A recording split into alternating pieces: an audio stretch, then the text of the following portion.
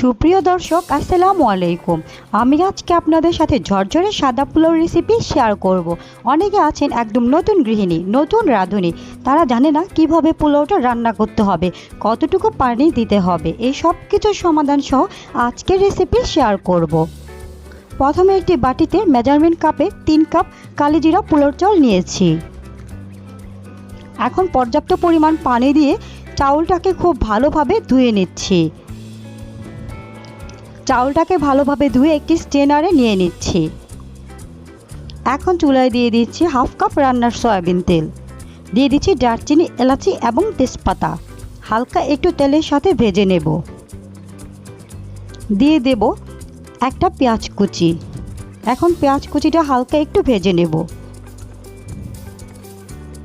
দিয়ে দেব 1 টেবিল চামচ আদা রসুন বাটা। আদা রসুন বাটাটা তেলের সাথে ভেজে নেব। ভেজে নেওয়া হয়ে গেলে আগে থেকে ঝরিয়ে রাখা পোলাওর চাউলটা দিয়ে দেব। এখন একটু নেড়ে চেড়ে ভালোভাবে ভেজে নেব। চাউলটা যতটা ভালোভাবে ভেজে নেওয়া যেতে পারে, পোলাওটা ততটা ঝরঝরে হবে।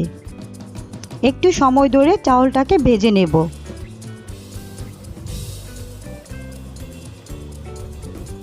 আমি যেহেতু 3 কাপ পোলাওর চাউল নিয়েছি, এখানে 5 কাপ পরিমাণ পানি ব্যবহার করব।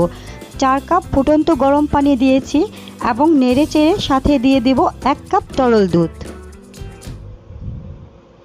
এখন আবারও একটু নেড়ে চেড়ে দিয়ে দেব পরিমাণ মতো লবণ এবং 8 থেকে 10টি কাঁচামরিচ দিয়ে আবার একটু নেড়ে চেড়ে মিশিয়ে নেব।